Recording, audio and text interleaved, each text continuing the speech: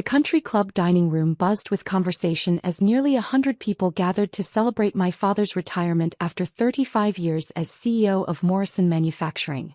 Crystal chandeliers cast warm light over tables decorated with gold and navy blue, the company colors, while waiters in crisp white jackets served champagne and hors d'oeuvres to Dad's colleagues, business partners and family friends. I sat at a table near the back, wearing a simple black dress I'd bought off the clearance rack at Target. Around me sat my extended family, most of whom worked for Morrison Manufacturing in various capacities.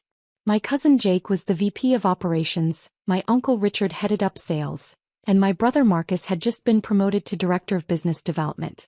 Then there was me, the family disappointment who worked from a cramped studio apartment doing what everyone called computer stuff. "Look at this crowd," my Aunt Linda whispered to my mother loud enough for me to hear. "Your husband really built something special. Too bad not all his children inherited his business sense." She glanced pointedly in my direction. I pretended to be fascinated by my salmon dinner. Dad stood at the head table, resplendent in his best suit, preparing to give his farewell speech. At 65, he still commanded attention when he entered a room. He'd built Morrison Manufacturing from a small machine shop into a company with 3 factories and 800 employees. He was rightfully proud of what he'd accomplished. "Ladies and gentlemen," he began, tapping his champagne flute with a fork.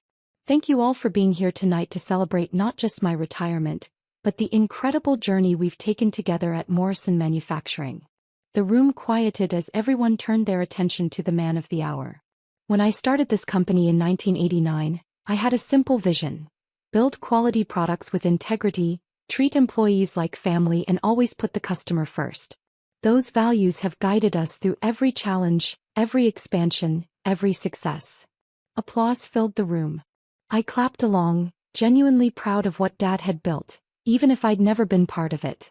"Of course, building a family business means hoping the next generation will carry on what you've started," Dad continued.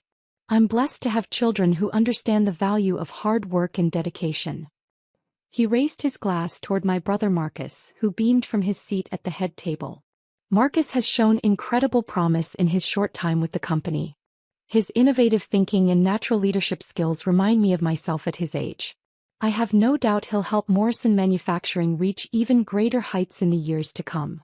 More applause. Marcus stood briefly to acknowledge the recognition, his chest puffed out with pride. "My nephew Jake has been instrumental in streamlining our operations, and my brother Richard has opened doors to markets we never thought possible. This truly is a family legacy." Dad paused, his eyes scanning the room until they landed on me. The warmth in his expression cooled noticeably. "Of course, not every child is cut out for the family business," he said, his voice taking on a different tone. "Some people prefer to chase dreams rather than build realities. Some people think success comes from playing with computers instead of working with their hands." I felt my cheeks burn as conversations around the room died down. People were starting to stare. "My daughter Jennifer has chosen a different path," Dad continued, apparently deciding this was the appropriate venue for a public critique of my life choices. "While her brother and cousins are building careers in the real world, she's been, well, let's call it finding herself in the technology sector." A few people chuckled uncomfortably. I stared down at my plate, wishing I could disappear. "Now, I'm not saying there's anything wrong with having hobbies," Dad went on, clearly enjoying his moment at the podium. "But at some point you have to face reality. You have to accept that not everyone is destined for greatness. Some people are just meant to be ordinary." The word hit me like a physical blow. Ordinary. In a room full of his business associates and family members, my father had just declared me ordinary. "The truth is, ladies and gentlemen, every family has one," Dad said, raising his glass again. "The disappointment. The one who never quite lives up to expectations. The one who makes you wonder where you went wrong as a parent." I could feel tears threatening to spill over, but I forced myself to keep looking down. "Don't give him the satisfaction of seeing you cry," I told myself. "So here's to Morrison Manufacturing," Dad declared, his voice booming across the room. "Here's to the family members who understand what it means to build something real. And here's to accepting that unlike my daughter, our biggest failure, some people in this family actually understand what success looks like." He drained his champagne glass as the room erupted in applause. but I noticed it was less enthusiastic than before. Even his business associates seemed uncomfortable with how personal and cruel his speech had become. I was gathering my purse, preparing to leave as quietly as possible, when the dining room doors opened and a woman in a sharp navy blazer walked in. She looked around the room with the confident air of someone who belonged wherever she decided to be. "Excuse me," she called out, her voice cutting through the conversations that had resumed after Dad's toast. "I'm looking for Jennifer Morrison?" The room fell silent again. 100 pairs of eyes turned to look at me, then at the woman who'd just interrupted the retirement party. "I'm Jennifer," I said quietly, raising my hand slightly. The woman smiled and walked directly toward my table, her heels clicking authoritatively on the polished floor. "Ms. Morrison, I'm Sarah Chin from Forbes magazine. I'm here about the article we discussed regarding your company." I heard my father's champagne glass hit the floor and shatter. "I apologize for interrupting the party," Sarah continued, speaking loudly enough for everyone in the room to hear. "But our editorial deadline was moved up, and I needed to confirm a few details about the feature story we're running next week." My mother leaned forward, her face pale. "Feature story?" Sarah pulled out a tablet and swiped to what appeared to be a magazine layout. "Yes, we're doing a cover story on the most innovative tech entrepreneurs under 35. Jennifer's company, Quantum Systems, is being featured as one of the most disruptive forces in artificial intelligence." You could have heard a pin drop in that dining room. "Ms. Morrison," Sarah continued, "I just wanted to confirm that the $3.8 billion valuation we received from your CFO is accurate for the print edition." My brother Marcus made a choking sound. $3.8 billion? My Uncle Richard whispered. Sarah nodded matter-of-factly. "The AI systems that Quantum Systems has developed are revolutionizing everything from medical diagnostics to autonomous vehicles. Our tech reporters are calling it the most significant breakthrough in machine learning since neural networks were first developed." Dad was staring at me like he'd never seen me before in his life. "I'm sorry," he said, his voice barely audible. "Did you say $3.8 billion? Sarah looked at him with professional politeness. "Oh, you must be Jennifer's father. How wonderful to meet you. You must be so proud. Your daughter has built one of the most valuable private companies in the country. The Pentagon alone has contracted Quantum Systems for $400 million in defense applications." "The Pentagon?" Dad repeated weakly. "Oh yes, Jennifer's quantum computing algorithms are considered essential to national security. And that's not even including the commercial applications. Microsoft, Google, Amazon, they're all licensing Quantum Systems technology. Jennifer, I believe the most recent contract with Apple was worth $800 million. I nodded, finding my voice for the first time since she'd arrived. "The machine learning integration for their next-generation devices, yes." "Remarkable," Sarah said, making notes on her tablet. "And the IPO announcement, we're still planning to break that story simultaneously with the Forbes cover, correct? Our financial team is estimating the public offering could value Quantum Systems at over $12 billion. The silence in the room was deafening. I could see Dad trying to process what he was hearing, his face cycling through confusion, shock, and something that might have been panic. "Ms. Morrison," Sarah continued, "I also wanted to ask about the philanthropic initiative mentioned in our preliminary interview. The Quantum Education Foundation. We're committing $500 million over the next 5 years to fund STEM education in underserved communities," I explained, "particularly focusing on getting young women and minorities into computer science and engineering." "Wonderful. And the university partnerships? MIT, Stanford, and Carnegie Mellon will be opening Quantum Systems research labs on their campuses. We're also endowing chairs in artificial intelligence at a dozen universities." Sarah nodded approvingly. "This is exactly the kind of forward-thinking leadership our readers want to hear about. Oh, and I almost forgot. The National Science Foundation Award ceremony is next week, isn't it?" "Tuesday," I confirmed. "The Medal for Scientific Achievement. For readers who might not be familiar, can you explain what that honor represents?" "It's awarded annually to an individual whose scientific work has had profound impact on American technology and innovation. Previous recipients include Nobel Prize winners and the founders of companies like Intel and Apple." I glanced around the room and saw faces I'd never seen before: awe, respect, and in many cases, fear. These people who'd been enjoying my public humiliation 5 minutes ago were now realizing they'd been in the presence of someone they didn't understand at all. Dad set his empty champagne glass down with trembling hands. Jennifer, how long have you? 6 years, I said quietly. I started quantum systems right after college, working out of my apartment. The first 3 years were just me and one other programmer building the foundational algorithms. We got our first major contract in year 4 and things accelerated from there. But you never said anything. You never told us about any contracts or success or... I tried to, Dad. Remember when I came to Christmas dinner 3 years ago and mentioned that my computer hobby had landed a government contract? You told me to stop making up stories to make myself sound important. Dad's face went white as he clearly remembered that conversation.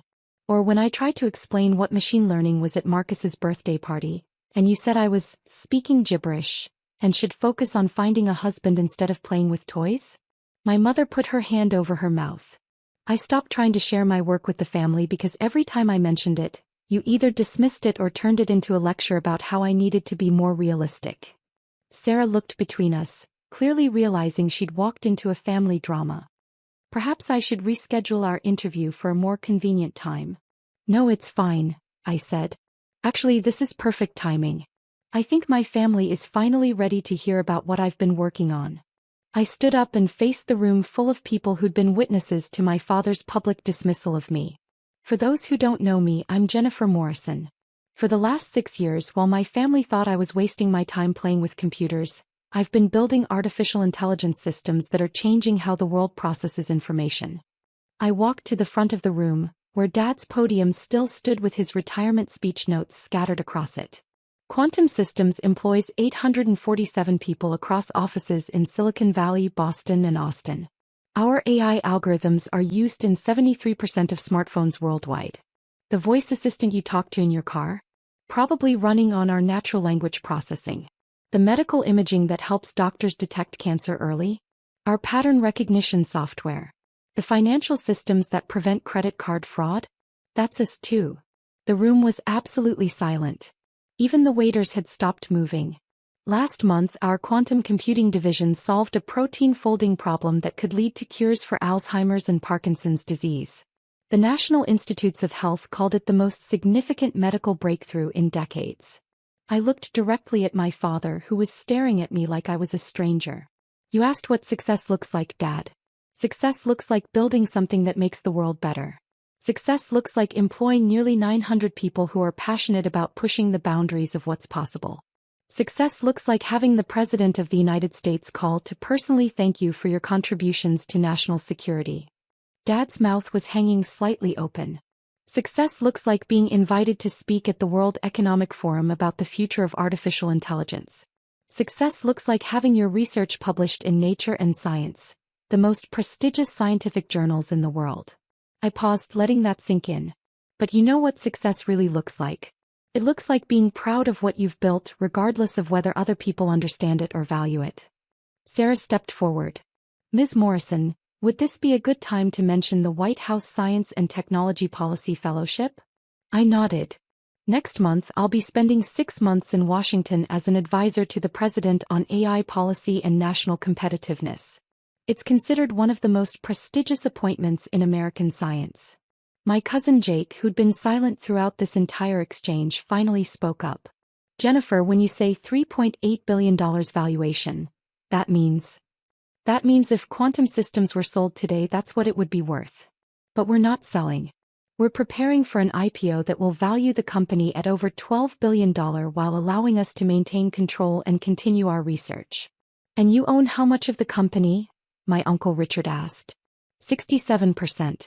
I've given equity stakes to key employees and early investors, but I maintain controlling interest. My brother Marcus was frantically calculating on his phone. Jennifer, that means your personal net worth is approximately $8 billion, assuming the IPO goes as projected. The silence that followed was different from before. It wasn't uncomfortable or awkward. It was the silence of people trying to fundamentally recalibrate their understanding of reality. Dad walked slowly from the head table to where I stood at the podium. His face had gone through several emotional changes, but now he just looked small. Jennifer, he said quietly, I owe you an apology. I owe you the biggest apology a father has ever owed a daughter. Dad. No, let me say this. In front of all these people who heard me call you a failure, let me say what I should have said years ago. He turned to face the room. My daughter is not a failure. My daughter is not ordinary. My daughter has built something I couldn't even dream of building. His voice was shaking now. Jennifer, I was wrong about everything. I was wrong about your work, wrong about your potential, wrong about what success looks like. You didn't fail to live up to my expectations. I failed to understand what you were achieving. He turned back to me. Can you forgive me? I looked at this man who had shaped so much of my self-doubt, who had made me question my worth for years, who had just publicly humiliated me in front of 100 people. And I realized that holding on to anger would only hurt me. Dad, I forgave you a long time ago. I had to, for my own peace of mind. But I'm glad you finally understand.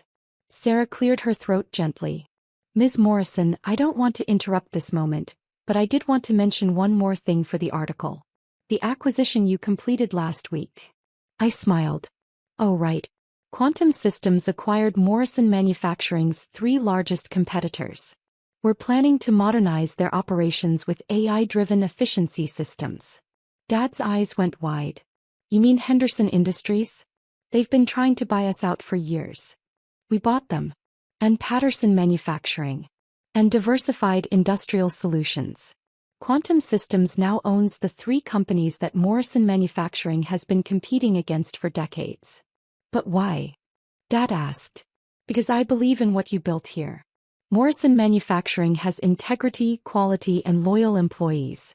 I want to help this company thrive in the digital age, not just survive it. I walked back to my purse and pulled out a folder I'd been carrying for weeks, waiting for the right moment. Dad, I know you're retiring, but I'd like you to consider staying on as an advisor. Quantum Systems wants to establish Morrison Manufacturing as the flagship of our new industrial AI division. We're talking about a $200 million investment in new equipment, expanded facilities, and workforce development. Dad took the folder with shaking hands and opened it to reveal an offer letter that would transform his small company into a technology powerhouse. The current employees would all keep their jobs with significant pay increases and full benefits. Marcus, Jake, Uncle Richard. There are positions for all of them in the new structure, if they're interested in learning about AI integration in manufacturing. Marcus looked up from his phone where he'd apparently been Googling my company. Jennifer, Forbes called you the most important entrepreneur most people have never heard of. I prefer to let my work speak for itself rather than seek publicity, I replied. Though that's about to change with the IPO announcement. Sarah packed up her tablet. Ms. Morrison, I think we have everything we need for the article. The photographer will be in touch about the cover shoot, and will send you the final draft for approval before publication. Thank you, Sarah. And thank you for coming tonight. I think my family needed to hear this. As Sarah left, the dining room erupted in conversation. Everyone wanted to talk to me, to ask questions, to somehow connect themselves to this revelation. But I only had eyes for my father, who was still staring at the acquisition offer with tears in his eyes. Jennifer, he said quietly, how do I even begin to make up for what I said tonight? For what I've said over the years? You don't need to make up for anything, Dad. You taught me to work hard, to persevere, to build something meaningful. Those lessons are the foundation of everything I've accomplished. But I called you a failure. In front of all these people, I called you the family disappointment. And now they know the truth. Sometimes the best revenge is simply success. My mother appeared at my side, tears streaming down her face. Jennifer, honey, I'm so proud of you. I'm so sorry we didn't understand. Mom, it's okay. I know it's hard to understand what I do. Artificial intelligence and quantum computing aren't exactly dinner table conversation topics. But we should have tried to understand. We should have supported you instead of criticizing you. I hugged her tightly. You did support me in ways you probably don't even realize. Every time you told me to work harder, every time you pushed me to be better, you were preparing me for this. The rest of the evening passed in a blur of conversations, congratulations, and questions. People who had ignored me for years suddenly wanted to know everything about my work, my plans, my vision for the future. Business cards were exchanged, partnerships were discussed, and investment opportunities were explored.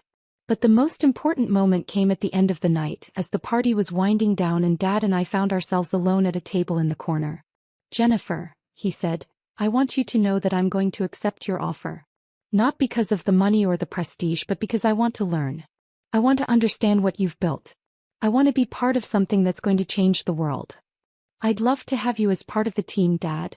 But only if you're genuinely interested in the work. This isn't charity. I need someone who understands manufacturing and can help bridge the gap between traditional industry and AI innovation." He nodded seriously. "I'll study. I'll learn everything I can about artificial intelligence and how it applies to manufacturing. I'll earn my place on your team." "Our team," I corrected. "We're family. We've always been family, even when we didn't understand each other." As I drove home that night, in my practical Honda Civic because I still believed in living modestly despite my wealth, I reflected on how completely my life had changed in a single evening. The family dynamics that had defined my entire adult life had been rewritten in the span of one conversation. Tomorrow I would go back to being the quiet billionaire who preferred anonymity to attention. But tonight I was finally seen by the people who mattered most to me. Tonight I was no longer the family failure. I was exactly who I'd always been. A daughter who had chosen to build something extraordinary, even when no one believed she could.